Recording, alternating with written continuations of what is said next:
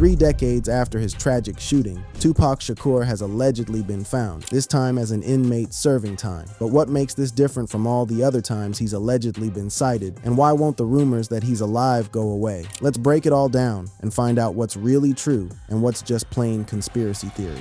The shooting, the death, and the silence that followed. On the night of September 7th, 1996, Tupac Shakur was sitting in the passenger seat of a black BMW 750iL on the Las Vegas Strip. Suge Knight, the CEO of Death Row Records, was driving. They had just left the MGM Grand, where they watched Mike Tyson knock out Bruce Seldon in the first round. The car stopped at a red light on Flamingo Road near Koval Lane. A white Cadillac pulled up on the right side. Someone inside that Cadillac opened fire. Tupac was hit 4 times, in the chest, pelvis, and thigh. Suge Knight was grazed by a fragment. Tupac was rushed to University Medical Center. He underwent multiple surgeries. He was placed on life support. For 6 days, he held on. On September 13, 1996, at 4:03 p.m., Tupac Amaru Shakur was pronounced dead. The official cause was respiratory failure and cardiac arrest from the gunshot wounds. He was 25 years old. Then came what many people still point to as the first strange detail. His body was cremated shortly after death. There was no public viewing, no open casket. No detailed autopsy photos were ever released to the public. For those who loved him and followed him, there was nothing to see. No final image, no closure in the traditional sense. Just an announcement, a cremation, and silence. And the murder itself went unsolved. Not for a year, not for 5 years. For nearly 3 decades, no one was formally charged with killing one of the most famous musicians on the planet. The Las Vegas Metropolitan Police Department's investigation stalled publicly. Witnesses gave contradictory accounts. Suspects were named in media, but never arrested. The case became one of the most high-profile cold cases in American history. That vacuum, the lack of a conviction, the lack of visual proof of death, and the speed of the cremation became the soil in which conspiracy theories took root and never stopped growing. It wasn't until September 2023, 27 years later, that Dwayne "Keffy D" Davis was arrested and charged with murder in connection with the shooting. Davis, a former Compton-based gang figure, had publicly discussed his involvement in media interviews and in a memoir for years before the arrest. He was indicted by a grand jury in Clark County, Nevada. But even that arrest didn't settle things. The trial has faced repeated delays and is now set for 2026, which means that as of right now, in February 2026, the case is still technically unresolved in a court of law. No one has been convicted. The legal process drags on.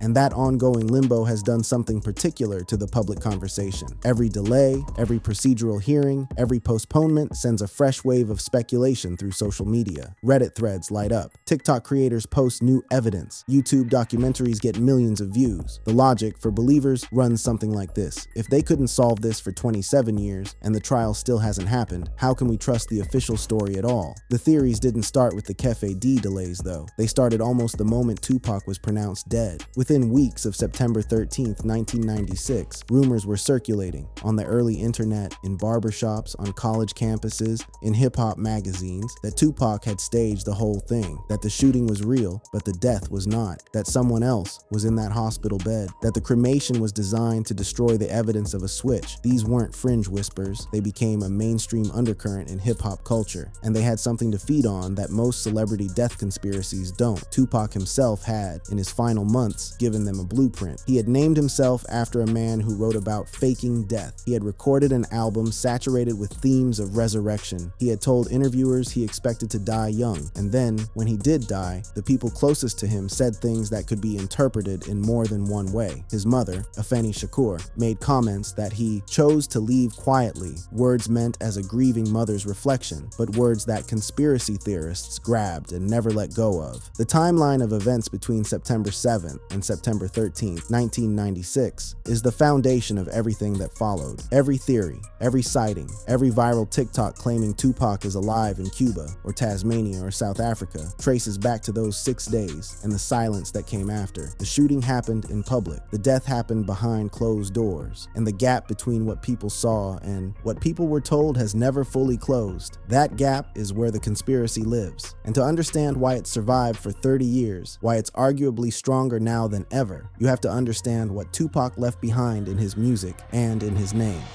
the Makaveli Code, music, numerology, and the album that refused to die. The conspiracy theories surrounding Tupac's death would have existed regardless. Any young icon who dies violently and is cremated quickly will generate speculation. But what transformed the Tupac theories from standard celebrity rumor into a sprawling, multi-decade, globally sustained phenomenon was something Tupac did deliberately in the final months of his life. He built an alter ego around the philosophy of a man who literally wrote about faking death as a political strategy, and he recorded an album so drenched in symbolism that fans have spent 3 decades picking it apart, frame by frame, lyric by lyric, number by number. Tupac adopted the pseudonym Makaveli, inspired by Niccolo Machiavelli, the 16th century Florentine political philosopher, best known for The Prince, a treatise on power, deception, and the ruthless mechanics of statecraft. Machiavelli argued, among many things, that a leader could gain strategic advantage by simulating his own death, disappearing from the field of battle to regroup and return stronger. Tupac didn't just read Machiavelli casually. He studied him intensely during his time in prison in 1995, serving a sentence on a sexual assault conviction he maintained was fabricated. By the time he was released on bail, posted by Suge Knight, Tupac had absorbed Machiavelli's worldview into his own identity. He started referring to Machiavelli as a kind of intellectual mentor.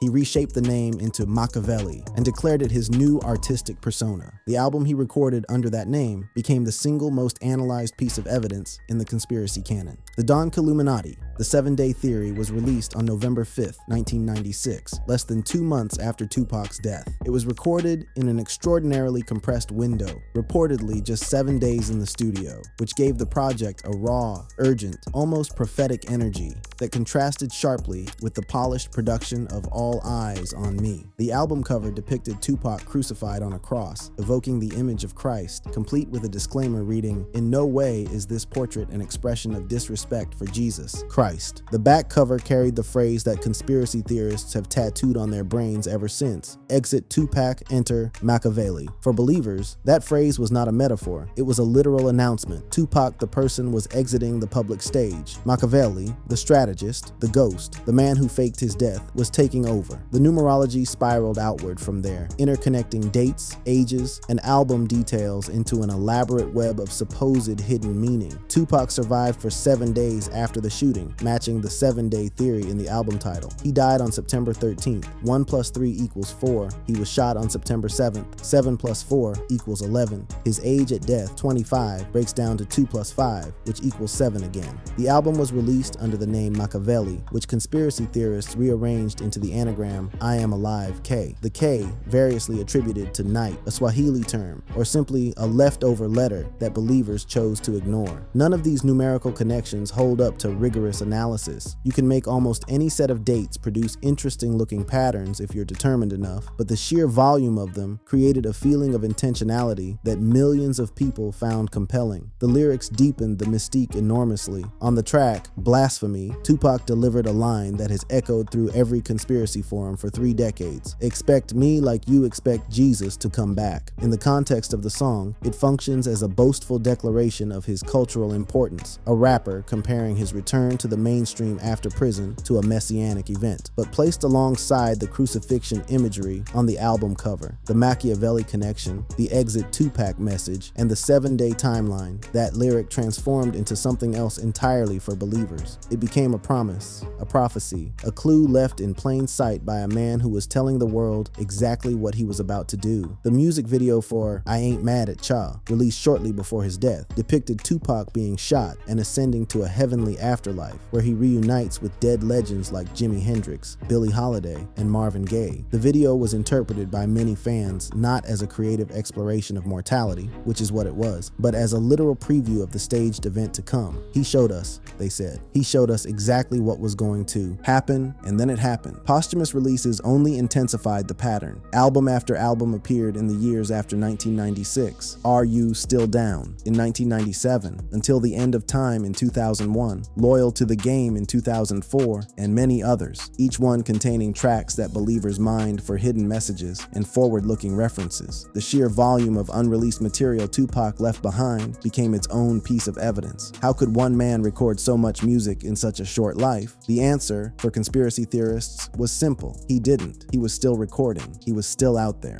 The Makaveli album sits at the center of the entire mythology, like a sacred text. It provides the philosophical framework, Machiavelli's teachings on deception, the visual iconography, the crucifixion, the resurrection, the linguistic clues, the anagram, the exit-enter message, the numerical scaffolding, the sevens, the dates, and the lyrical prophecy, expect me like you expect Jesus. Without that album, the Tupac conspiracy theories would be a footnote, an interesting but ultimately fading rumor, like so many others. With it, they became a self-sustaining cultural engine that generates new believers with every generation that discovers Tupac's music. And that engine needed fuel. It needed sightings. It needed people claiming they had seen Tupac Shakur alive, walking the streets of cities around the world. And those sightings came relentlessly for nearly 30 years. The sightings, from New York to Somalia to Tasmania. The claimed sightings of Tupac Shakur after his death form a sprawling, chaotic, geographically absurd map that stretches across 6 continents and 3 decades. None have been verified. Many have been debunked as misidentifications, doctored photos, satirical content, or outright hoaxes. But they keep coming. And in the social media era, they arrive faster, spread wider, and embed deeper into public consciousness than ever before. The earliest rumors surfaced almost immediately after the cremation in late 1996 and into 1997, with whispers placing Tupac in Mexico, the Caribbean, or on unnamed islands, vague enough to be impossible to verify, specific enough to keep people talking. The logic was tied directly to the cremation. Without a body to exhume, without a grave to visit, without photographic evidence of the corpse, there was nothing physical anchoring Tupac to death. He could be anywhere, and people started claiming he was. In 2001, an urban legend placed Tupac in New York City, the city where he'd been shot and nearly killed in 1994, the epicenter of the East Coast rap world that had been his rival territory. The sighting was unsubstantiated, a story passed from person to person with no photographic evidence, but it carried symbolic weight. If Tupac was alive and hiding, showing up in New York was a power move, a Machiavellian gesture straight out of the playbook. By 2004, the Cuba theory had taken hold as the dominant narrative. Tupac's aunt, Assata Shakur, born Joanne Chesimard, had been living in Cuba under political asylum since 1984, after escaping from a U.S. prison where she was serving a life sentence for the killing of a New Jersey state trooper. She was a former Black Panther, like Tupac's mother, Afeni. The family connection was real, the asylum was real, and for conspiracy theorists, the conclusion was irresistible. Tupac had fled to Cuba to join his aunt, protected by Fidel Castro's government, beyond the reach of American law enforcement, gang rivals, and the music industry that had exploited him. The Cuba theory has never gone away. It remains the single most popular version of the Tupac is alive narrative, resurfacing cyclically on social media with each new anniversary or legal development. Between 2011 and 2015, sightings multiplied across the United States. Photos and videos emerged claiming to show Tupac in Sweden, Los Angeles, Boston, and California more broadly. Kim Kardashian tweeted about a possible LA sighting, giving the conspiracy mainstream celebrity amplification for the first time in years. Social media was maturing rapidly during this period. Instagram launched in 2010, and by 2012 it was a dominant cultural platform. And every blurry photo of a tall, muscular Black man with a bandana or a bald head became potential evidence that could reach millions of people within hours. In 2017, eyewitness rumors placed Tupac in New Jersey. Then, in 2018, the sightings went international in a way that strained credulity even by conspiracy theory standards. A Somali man told The Mirror, a British tabloid, that he had seen Tupac riding in a car in Somalia. Around the same time, Suge Knight's son posted claims on Instagram that Tupac was living in Malaysia, then retracted the posts. The retraction, predictably, was interpreted not as a correction, but as evidence of a cover-up. Someone got to him, the theorist said. Someone made him take it down. The Knight family's role in sustaining the conspiracy deserves particular attention. Suge Knight himself, from prison, has made deliberately ambiguous statements about Tupac's fate over the years. When asked directly whether Tupac is dead, Knight has responded with variations of "you never know," a non-answer that functions as rocket fuel for believers. Whether Knight genuinely believes Tupac is alive, is trolling for attention, or is playing a longer strategic game related to his own legal situation is unclear. But his refusal to simply say yes, he's dead has kept the door cracked open in the minds of millions. Between 2019 and 2020, tabloid stories placed Tupac in Belize. A filmmaker named Rick Boss released a documentary titled Tupac: The Great Escape from UMC, which alleged that Tupac had been smuggled out of University Medical Center in Las Vegas and was living under the protection of a Navajo tribal community in New Mexico. The documentary provided no verifiable evidence but generated significant media coverage, with outlets from Rolling Stone to TMZ covering its release. Viral photos claiming to show Tupac in South Africa circulated widely on Facebook and were subsequently debunked by AFP fact-checkers as doctored images. And then came the current era, 2021 through 2026, in which the sightings have reached a volume and velocity that eclipses everything that came before.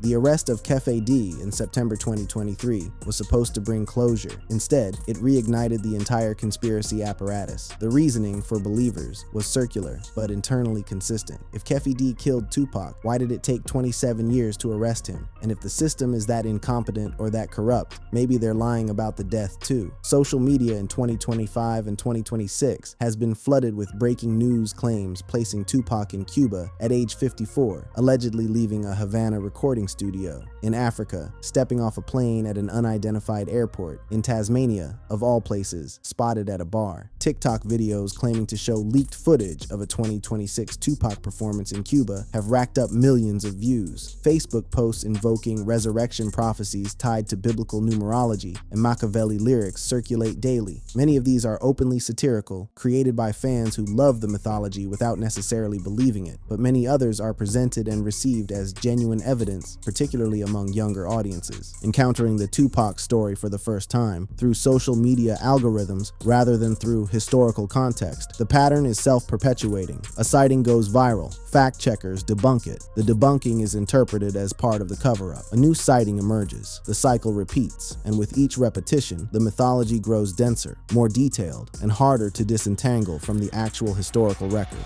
The escape theories, body doubles, helicopters, and the CIA. If the sightings provide the proof that Tupac is alive, the escape theories provide the how. They are the mechanical explanations. The logistics of how a man who was shot 4 times in front of witnesses on a public street, rushed to a major hospital, treated by medical professionals, and declared dead could have somehow survived and disappeared. These theories range from the plausible sounding to the deeply fantastical, but they share a common architecture. Someone powerful helped, something was switched, and the public was shown a carefully constructed illusion. The most commonly cited escape scenario involves a body double. The theory holds that the man who was shot in the BMW was not Tupac, but a lookalike, a decoy placed in the car specifically for this purpose. In some versions, Tupac was never at the Tyson fight at all. In others, a switch was made at the hospital. The cremation in this framework was not a cultural or religious choice, but a necessary step to destroy the evidence. You can't examine a body that no longer exists. You can't run DNA on ashes. The lack of detailed autopsy photos released to the public becomes not a privacy measure, but proof of the deception. Other versions involve a helicopter extraction from University Medical Center. Tupac, in this telling, was stabilized after surgery, then airlifted out of the hospital under cover of darkness, while the medical staff was either complicit or deceived. This theory requires a fairly extraordinary level of coordination, corrupt or cooperating hospital administrators, a suppressed flight record, and a destination facility willing to receive a gunshot victim who was supposed to be dead. But its proponents argue that death row records had both the money and the underworld connections to arrange exactly that. The witness protection angle introduces the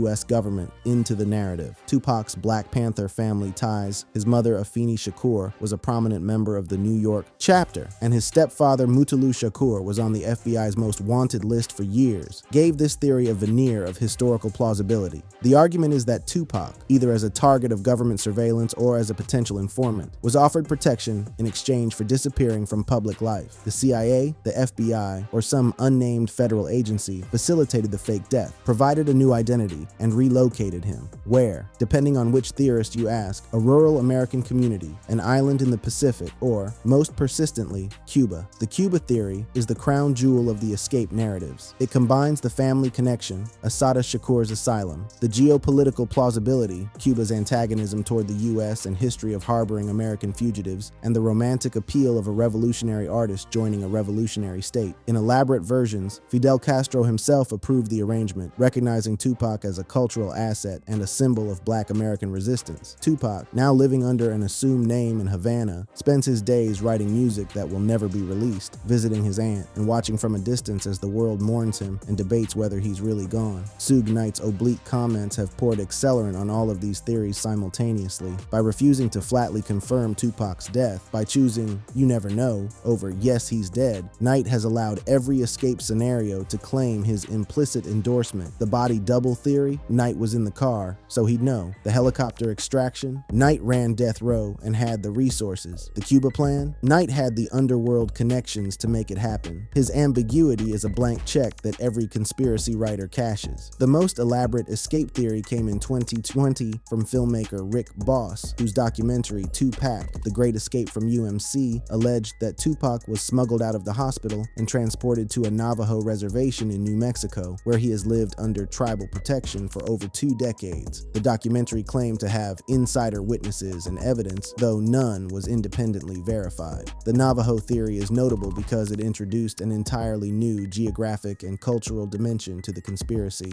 moving it away from Cuba, Africa, or anonymous island hideouts and into the American Southwest, where tribal sovereignty could theoretically provide a legal and jurisdictional shield against discovery. Each of these theories draws indirect support from the broader pattern of Tupac's life before the shooting. He had survived a previous assassination attempt in 1994, 5 gunshots at a recording studio in New York, which he believed was orchestrated by people in Biggie's circle. He was facing ongoing legal troubles, including the aftermath of his sexual assault conviction. He was locked into a financially exploitative contract with Death Row Records that he reportedly wanted to escape. He was receiving death threats regularly. He was, by any measure, a man with abundant motivation to disappear. The conspiracy theories simply take that real context and extend it one step further. He didn't just want to escape, he did escape. The counter-argument is straightforward and overwhelming. Hospital records document Tupac's treatment and death. Medical professionals attended to him for 6 days. His mother, Afeni Shakur, was at the hospital. She authorized the cremation.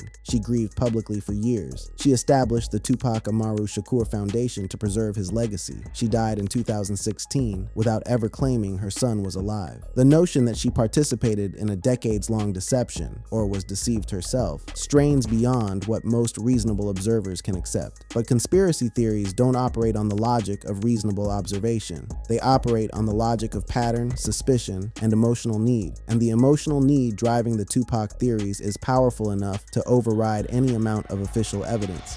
The legacy that keeps him alive. There is a reason these theories have survived for nearly 30 years, and it has less to do with numerology or body doubles than with what Tupac Shakur represented and continues to represent to millions of people worldwide. The conspiracy is, at its core, a refusal to accept that someone who burned that brightly could simply be gone. It's a monument to grief dressed up as investigation, and it's sustained by a cultural legacy so enormous that it makes the impossible feel, to many, not just possible but necessary. Tupac is widely regarded as one of the greatest rappers of all time. That's not a controversial statement. It's a consensus position held by critics, fellow artists, and the listening public across generations. His album All Eyes on Me, released in 1996, was the first hip-hop double album, a sprawling, ambitious project that blended gangsta rap bravado with deeply introspective tracks about love, loss, family, and the weight of living under constant threat. His earlier work, Tupacalypse Now, Strictly, 4, My NIGGAZ,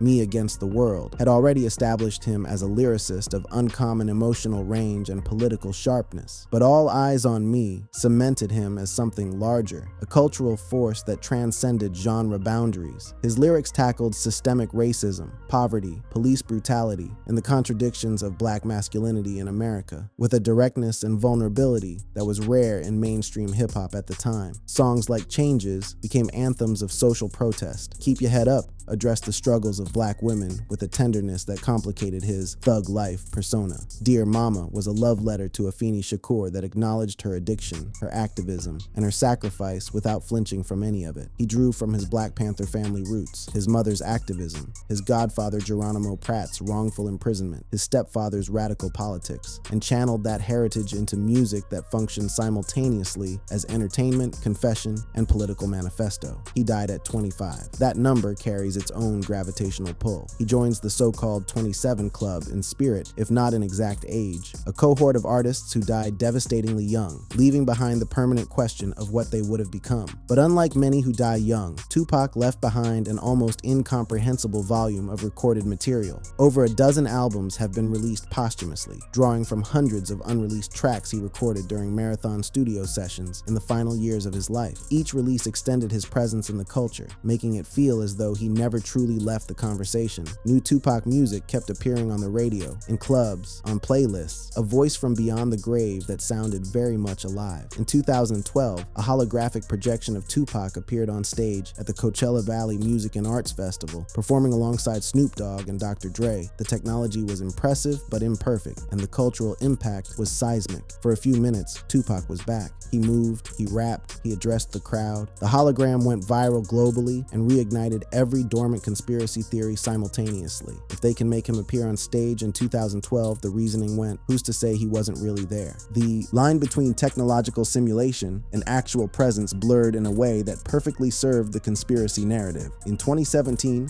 Tupac became the first solo hip-hop artist inducted into the Rock and Roll Hall of Fame, with Snoop Dogg delivering the induction speech. The honors cemented his cross-genre significance. He was not merely a rapper, but a cultural figure on par with the most consequential musicians in American history. The induction ceremony featured performances of his classic tracks and tributes from artists across the musical spectrum, reinforcing the sense that Tupac's influence had only grown in the 2 decades since his death. His influence on subsequent generations of artists is pervasive and openly acknowledged. Kendrick Lamar famously featured a resurrected Tupac in an interview segment on To Pimp a Butterfly, using archived audio to create a conversation between the living rapper and the dead one. J. Cole, Drake, Nipsey Hussle, and countless others have cited Tupac as a foundational influence, not just on their music, but on their understanding of what hip-hop could be and do. He proved that a rapper could be simultaneously hard and tender, political and personal, commercial and revolutionary, and that none of those things had to cancel each other out. Beyond music, Tupac's image, the bald head, the bandanas, the thug life tattoo across his abdomen, the nose ring, the piercing stare, became one of the most recognizable visual identities in global popular culture. His aesthetic influenced streetwear, tattoo culture, and the visual language of hip-hop for decades. He appeared in films like Juice and Poetic Justice, demonstrating genuine acting talent and expanding his reach beyond music into cinema. He is studied in universities, courses on his lyrics, his cultural context, his political significance, and memorialized through statues, foundations, and public art. In 2025 and 2026, his legacy continues to thrive through viral content, remixes, TikTok trends invoking Tupac energy, and social media discussions that treat him less as a historical figure and more as a living presence in the culture. For younger audiences discovering him through algorithms rather than chronological history, the distinction between Tupac the man who died in 1996 and Tupac the omnipresent cultural icon can feel almost meaningless. He's everywhere. His music plays, his image circulates, his words are quoted. In every way that matters to daily cultural experience, Tupac is not dead. And that is precisely why the conspiracy theories will never die either. They are not really about body doubles or helicopters or Havana recording studios. They are about the inability, the refusal, of a global audience to accept that this particular voice has been permanently silenced. Every sighting is an act of faith. Every numerological proof is a prayer. Every TikTok leak is a wish made public. As of February 10th, 2026, all credible evidence confirms that Tupac Amaru Shakur died on September 13th, 1996. The hospital records exist. The family has grieved. The alleged killer awaits trial. The facts are not in genuine dispute, but facts have never been the point. The point is that Tupac made people feel something so powerful that they'd rather believe the entire world is lying than accept that he's gone. And as long as his music plays and his words echo, that feeling isn't going anywhere. Thank you for watching this video. If you'd like to watch another fascinating video like this, click on one of the boxes on your screen right now.